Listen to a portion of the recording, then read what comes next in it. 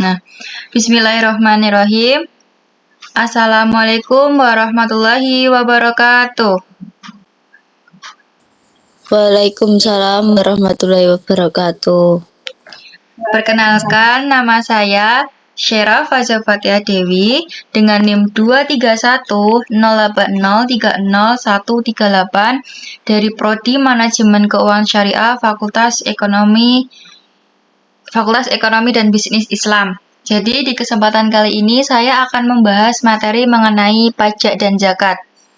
Yang pertama mengenai bagaimana sejarah pajak dan zakat. Nah, pada masa Nabi Muhammad SAW, kewajiban yang berkaitan dengan harta yang diwajibkan kepada umat Islam hanya satu, yaitu zakat. Karena negara yang dibangun oleh Rasulullah itu bukan hanya terdiri dari orang-orang Islam saja, melainkan juga non-Muslim yang tidak terkena kewajiban zakat. Maka, sebagai imbangan kewajiban zakat terhadap Muslim, kepada non-muslim diwajibkan membayar pajak atau jizyah. Jadi, umat Islam dihadapkan kepada dua beban kewajiban, yaitu zakat dan pajak. Jadi, dahulu kala pada masanya itu, zakat sudah ditunaikan awalnya. Nah, karena suatu negara itu kan tidak hanya dihuni oleh orang muslim saja, melainkan ada non-muslim di situ, maka si non-muslim ini dibebankan pajak agar adil kepada orang muslim gitu loh. Jadi yang membayar itu tidak hanya orang muslim saja, non-muslim diberikan beban pajak karena kan si non-muslim ini kayak merasakan kenyamanan dan keamanan untuk bisa hidup di negaranya itu, maka dari itu dibebankan pajak. Nah, karena adanya pajak ini, non-muslim ini kan hanya dibebankan pajak. Yang muslim jadi ada beban dua, yaitu pajak dan zakat. Nah, itulah sejarah dari pajak dan zakat. Kemudian ada pengertian dari zakat dan pajak. Pengertian zakat adalah harta-harta yang disisihkan yang kemudian ini diberikan kepada yang berhak menerimanya, yaitu ada 8 golongan sesuai dengan Al-Quran dan Sunnah. 8 golongannya itu kayak fakir, miskin, riqab, terus amil, dan lain-lain, sebagai bentuk rasa syukur dan semata-mata untuk mencari keridhoannya dan menyucikan jiwa serta harta kekayaan. Kemudian ada pengertian pajak. Pajak merupakan kewajiban warga negara dengan melakukan pembayaran sejumlah uang kepada negara yang didasari atas peraturan yang bersifat mengikat dan penggunaan sepenuhnya diperuntukkan bagi penciptaan kesejahteraan masyarakat. Nah, kalau kita lihat dari pengertiannya ini, di sini tuh terdapat perbedaannya. Jadi kalau zakat ini tuh dia tuh bayarnya nggak hanya harta uang, tapi bisa seperti misalnya zakat orang. Zakat orang ini tuh nama lainnya zakat fitrah, biasanya berupa beras kan. Nah, sedangkan pajak, kalau pajak itu dia hanya bisa berupa uang saja yang dibayarkan. Kalau zakat bisa berupa uang, terus beras, seperti itu. Nah, kalau zakat, ini tuh kita niatnya untuk rasa syukur gitu loh kepada Allah, bahwasanya kita udah diberikan nikmat sama Allah, makanya kita membayar zakat. Nah, kalau zakat itu ikhlas, kalau pajak biasanya karena suatu paksaan dari pemerintah. Tuh, tapi kita tetap wajib bayar pajak dan zakat, walaupun sasarannya berbeda. Kemudian ada penegakan pajak dan zakat. Kalau pajak itu diatur oleh peraturan perundang-undangan, yang mana ini tuh pemerintah yang berupaya untuk memberikan ketentuan hukum dan administratif tata cara mencegah penghindaran pajak. Kemudian, kalau zakat, penegakan zakat didukung oleh sanksi agama, moral, hukum, dan administratif. Jadi, kalau pajak itu ditetapkan atau diatur oleh perundang-undangan yang dari suatu pemerintah atau negara. Kalau zakat itu biasanya itu ditegakkan oleh Kementerian Agama Republik Indonesia atau Kemenak gitu. Selanjutnya ada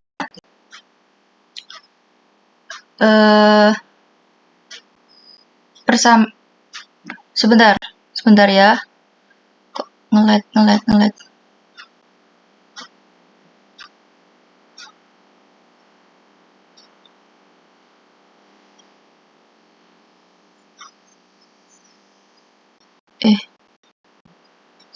Sebentar. Ini kok ngelag ini gimana maksudnya ini?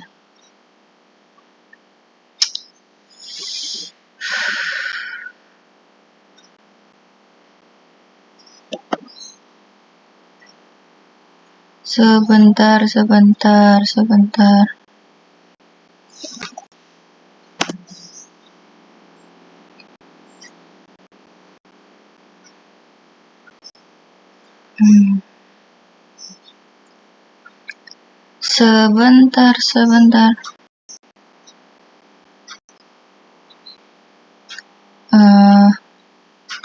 Suaraku masih kedengeran kan? Masih. Lanjut. Tadi sampai ini sampai ke persamaan ya. Nah, di sini ada persamaan dari pajak dan zakat. Nah, samaannya itu ada beberapa poin. Yang pertama, pajak dan zakat bersifat wajib dan mengikat atas harta penduduk suatu negeri apabila melalaikannya terkena sanksi. Jadi keduanya ini apabila seseorang tidak membayar zakat ataupun pajak akan mendapatkan sanksi.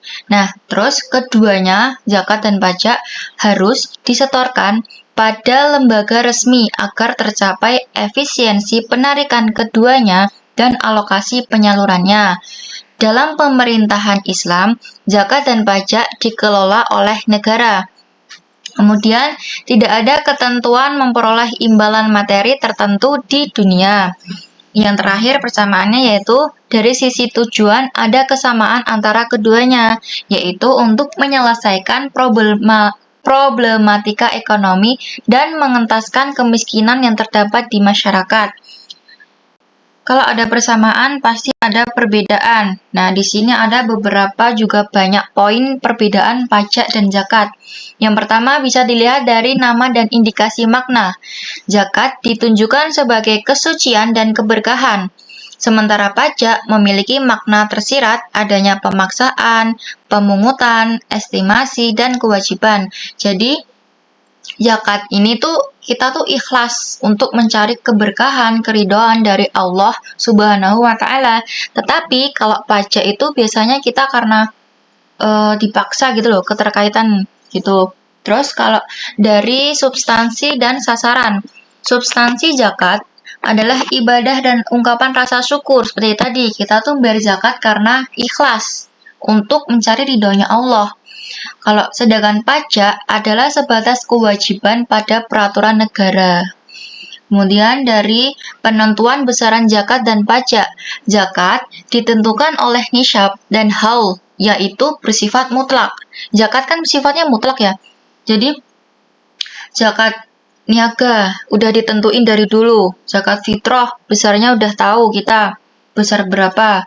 Kalau pajak ini ditentukan oleh pemerintah, yaitu sifatnya relatif. Jadi kalau pajak ini sesuai dengan apa yang kita punya, dibebankan pajaknya di situ. Terus kalau dari objek zakat dan pajak, zakat memiliki objek penyebaran yang tercantum dalam Al-Quran dan hadis Rasulullah, yaitu ada 8 golongan yang sudah saya sebutkan tadi, sedangkan sasaran pajak adalah alokasi pendapatan negara. Terus yang selanjutnya bisa dilihat dari hubungan kewajiban. Pembayaran pajak berdasarkan hubungan warga negara dengan pemerintah. Sedangkan zakat menyangkut hubungannya hamba dengan Tuhannya, yaitu Allah Subhanahu wa taala. Nah, kalau dilihat dari tujuannya, ini tuh ada perbedaannya. Zakat bertujuan ruhiyah dan khulukiyah di samping tujuan ekonomi sosial. Sedangkan pajak hanya untuk kita tuh taat aturan kepada pemerintah. Yang terakhir, dari asas hukum atau dasar teori. Zakat asas hukumnya tetap dan tidak berubah. atau mutlak, yaitu bersumber dari Allah Subhanahu wa taala, sedangkan pajak asas hukumnya cenderung berubah mengikuti ketetapan pemerintah. Slide selanjutnya yaitu adalah prinsip pemungutan pajak dan zakat. Nah, ini prinsipnya ada 4. Yang pertama yaitu keadilan. Kalau dilihat dari keadilan, jadi semua warga negara itu tuh harus ikut turut andil dalam membayar pajak dan zakat. Nah, ketentuannya tuh juga adil gitu loh. Kalau pajak ya semuanya tetap sama. Walaupun dilihat dari pendapatannya seseorang. Kalau zakat kan kita bisa tahu ya, kalau zakat tuh sama, entah itu ras beda, budayanya beda, terus pendapatannya beda. Kalau zakat fitrah kan tetap sama kan besarannya. Nah, itu namanya adil. Habis itu dari poin ketenaga kerjaan. Kalau ketenagaraan itu maksudnya pajak dan zakat harus digunakan untuk membiayai program-program yang bermanfaat bagi semua orang, serta pajak dan zakat harus dibebankan secara adil kepada semua orang yang memiliki suatu pendapatan. Kemudian poin ketiga ada ekonomi. Nah, kalau pajak itu mencakup biaya yang harus dibayarkan oleh negara yang mana nantinya dananya itu tuh untuk pembangunan infrastruktur pemerintah, misalnya kayak pembangunan jalan tol, terus perbaikan lampu-lampu jalan, seperti itu. Sedangkan kalau zakat ini tuh lebih ke kita tuh ngasih hadiah atau imbalan yang harus diberikan kepada petugas zakat gitu. Jadi keduanya itu tuh dibatasi biayanya untuk biaya administrasi. Kemudian yang terakhir ada prinsip kenyamanan. Jadi dalam pembayaran pajak dan zakat, itu tuh tata caranya harus dibuat senyamannya mungkin. Jadi seorang pembayar pajak dan zakat itu tuh tidak ada alasan lagi karena misalnya, oh aku tidak nyaman nih bayar di sini, tidak nyaman bayar di sini, jadi aku tidak mau bayar pajak dan zakat. Nah, maka dari itu harus ada prinsip kenyamanan agar seseorang tuh mau untuk membayar pajak ataupun zakat. Kemudian ada proporsionalitas dan progresivitas pajak dan zakat. Nah, pajak di sini sifatnya proporsional dan progresif. Artinya, pajak yang bersifat proporsional artinya tetap. Sedangkan pajak progresif tarifnya meningkat seiring dengan bertambahnya jumlah barang kena pajak. Jadi, kalau pajak yang bersifat proporsional tadi, tarif pajaknya bakalan tetap. Sedangkan kalau pajak bersifat progresif, itu tuh bakal berprogresif gitu loh. Tarifnya bakalan sesuai dengan apa yang dia punya untuk dikenakan beban pajak. Nah, kalau zakat ini sifatnya proporsional dan tidak progresif. Maksudnya, zakat yang bersifat proporsional tidak menganut prinsip kenaikan tarif seiring bertambahnya kuantitas barang zakat. Tarif yang berlaku pada suatu barang adalah konstan, dan hal ini berlaku untuk semua aset yang dapat dizakati. Jadi, zakat yang bersifat proporsional ini tuh sifatnya mutlak dan tidak dapat kayak berkembang gitu, nggak bisa. Terus kenapa sih kok zakat tuh tidak bersifat progresif? Nah, di sini ada 4 alasan. Yang pertama, karena zakat sebagai kewajiban agama yang abadi tidak berubah karena perubahan keadaan. Yang kedua, zakat sendiri mendistribusikan kembali pendapatan dan kekayaan dari si kaya ke si miskin. Yang ketiga, Islam menyelesaikan masalah pemusatan kekayaan dan pendapatan melalui beberapa cara. Nah, zakat ini tuh salah satunya. Kemudian yang terakhir, prinsip progresif perpajakan yang tadi yang bahwasanya tarif itu dapat berkembang sesuai dengan apa yang dia punya terus dibebankan pajak. Nah, itu tuh dikritik oleh banyak para pakar keuangan gitu. Jadi intinya pajak bersifat proporsional dan progresif. Kalau zakat itu bersifat proporsional dan tidak progresif. Kemudian ada pengaruh pajak dalam perekonomian.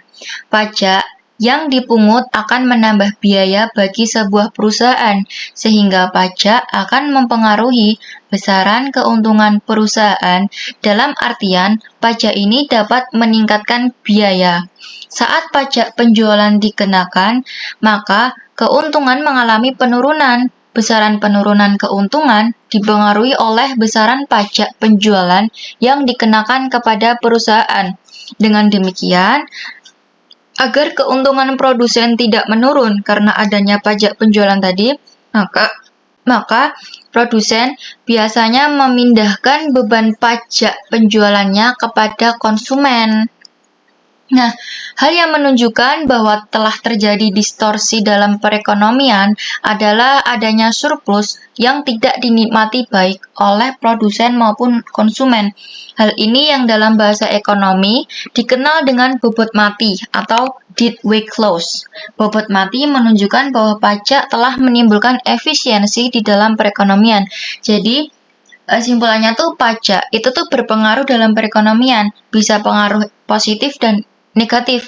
Kalau positif, dia pajak tuh bisa untuk stabilitas ekonomi suatu pemerintah, yang mana dananya tuh bisa untuk itu tadi infrastruktur jalanan, terus pemerintah itu dari lampu, jalan tol. Nah, kalau negatifnya, pajak ini kan merupakan beban pemerintah untuk suatu masyarakatnya, bahwasannya si warganya itu wajib bayar pajak gitu kan. Nah, itu tuh negatifnya cuma di situ. Cuman positifnya juga banyak karena nantinya juga bakalan dinikmati oleh warganya sendiri. Kemudian pengaruh zakat dalam perekonomian. Zakat yang dibayarkan akan memberikan pengaruh pada perekonomian. Contohnya saja pada zakat perniagaan. Zakat perniagaan objeknya merupakan barang atau harta yang diperdagangkan dan tidak dibolehkan atas barang tidak berkembang. Ulama berselisih atas biaya apakah yang diperhitungkan untuk menjadi objek zakat. Walaupun ada perbedaan pendapat terkait objek zakat, namun tidak berpengaruh terhadap biaya total atau AC dan laba yang didapatkan. Zakat perniagaan tidak berpengaruh pada biaya marginal dan kurva penawaran. Keuntungan maksimal yang diperoleh akan berpengaruh terhadap besaran zakat yang akan dibayarkan.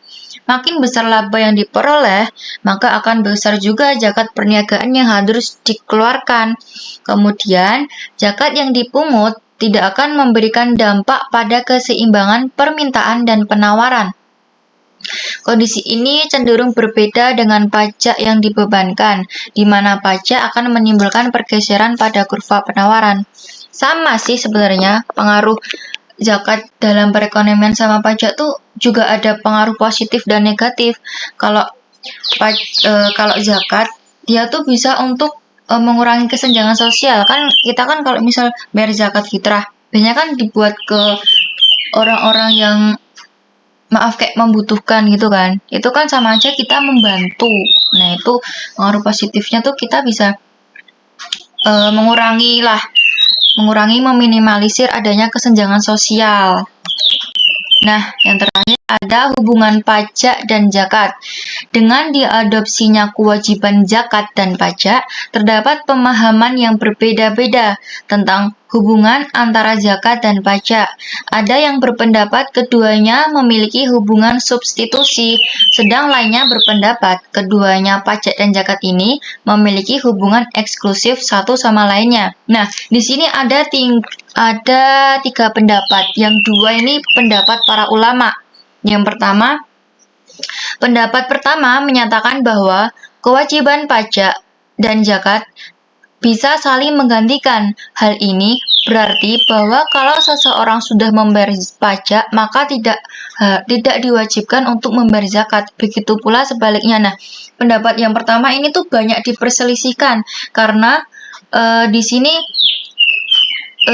dikatakan bahwasanya kalau kita sudah bayar pajak, nah nanti kita tidak bayar wajib zakat. Padahal kalau pada dasarnya pajak sama zakat ini tuh sama-sama wajib, cuman sasarannya aja yang berbeda. Maka pendapat pertama masih diperselisihkan. Nah, yang pendapat kedua mengatakan bahwa pajak dan zakat merupakan kewajiban yang harus dipenuhi sendiri-sendiri karena mereka berkeyakinan sasaran keduanya berbeda. Nah, pendapat yang pertama yang kedua kan beda ya. Yang pertama, ini tuh mereka diperselisihkan karena mengatakan kalau pajak dan zakat ini tuh boleh salah satu aja yang bayar. Kalau yang kedua, ini tuh merupakan pendapat yang paling dipakai, yang paling benar gitu loh. Soalnya memang pada dasarnya zakat dan pajak ini tuh kewajibannya sendiri-sendiri. Semuanya tuh sama-sama wajib, cuman sasarannya beda. Kalau zakat, sasarannya untuk 8 golongan yang terdapat di Quran dan Sunnah. Kalau pajak kan sasarannya untuk alokasi pendapatan negara gitu. Jadi yang dipakai ataupun yang paling benar tuh ya pendapat kedua ini. Soalnya yang tidak diperselisihkan. Kemudian ada yang terakhir itu menurut Undang-Undang Nomor 17 Tahun 2000 tentang Pajak Penghasilan Pasal 9 Ayat 1 huruf G yang juga mengadopsi Pasal 14 Ayat 3 Undang-Undang Nomor 38 Tahun 1999 tentang pengelolaan zakat. Pajak dan zakat memiliki hubungan reduktif dan deduktable, yaitu zakat atas penghasilan boleh dikurangkan dari penghasilan kena pajak sebagai dasar perhitungan pajak. Pengurangan ini diperkenankan apabila memenuhi persyaratan-persyaratan yang ada. Nah, seperti inilah hubungan dari pajak dan zakat. Selesai materi ini mengenai bagaimana sih materi pajak dan zakat. Apakah ada pertanyaan dari para audiens, saudara-saudara? Apakah ada yang belum jelas atau mau ada yang didiskusikan?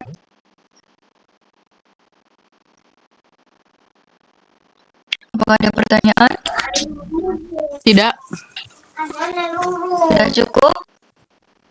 Sudah jelas. Alhamdulillah. Jika dirasa sudah cukup, saya akan menutup presentasi hari ini dengan bacaan Alhamdulillah bersama-sama.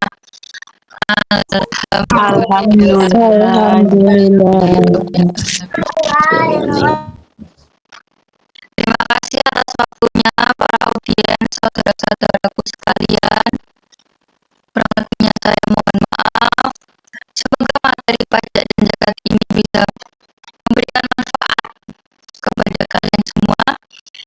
Habis ini saya akan memberikan kuesioner post-test, mohon untuk dijawab ya, karena untuk nantinya saya masukkan di laporan tugas akhir UAS saya. Ya, terima kasih. Cukup sekian. Wassalamualaikum warahmatullahi wabarakatuh. Waalaikumsalam warahmatullahi wabarakatuh. Waalaikumsalam warahmatullahi wabarakatuh.